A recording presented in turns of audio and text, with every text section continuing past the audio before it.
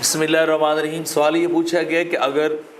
قربانی کے ایک جانور میں ناک، کان اور دم جو ہے وہ تھوڑے تھوڑے کٹے ہوئے ہوں تو کیا ایسے جانور کی قربانی ہو سکتی ہے؟ تو اس کا جواب یہ ہے کہ اگر تو ایک جانور کی مختلف اعضاء جو ہیں وہ 1/3 سے کم کٹے ہوئے، تھوڑے تھوڑے کٹے ہوئے ہیں، تو انہیں ملا کر ایک عیب یا نقص جو ہے وہ کاؤنٹ نہیں کیا جا سکتا، بلکہ ہر عضو کا الگ الگ ہی اعتبار ہوگا۔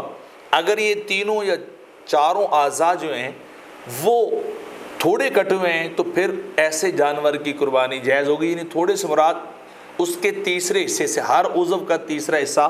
جو ہے وہ معاف ہے، اس سے زیادہ ہوگا تو پھر وہ جانور قربان نہیں کر سکتے۔ تو اگرچہ مختلف اعضاء جو ہیں وہ ڈیمیج ہو چکے ہیں یا کٹ چکے ہیں یا کچھ چر چکے ہیں، لیکن ان کی مقدار ہر عضو میں تیسرے حصے سے کم ہے، تو پھر وہ جانور قربانی کے لائق ہے، اسے کر سکتے ہیں۔ لیکن بہتر یہی ہے کہ انسان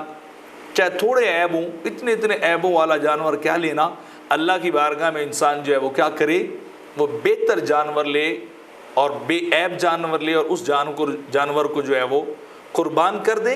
اور اس بات کو اسی طرح رد المختار اور حاشیہ ابن عابدین کے اندر جو ہے اور بزازیہ کے حوالے سے بیان کیا گیا ہے کہ ہر عضو کا عیب الگ الگ کاؤنٹ ہوگا، مختلف تھوڑے تھوڑے عیب یا نقائص جو ہیں، عیوب جو ہیں، وہ کولیکٹیولی اکاؤنٹ نہیں ہوں گے، تو لہذا ایسے جانور کی قربانی جائز ہے۔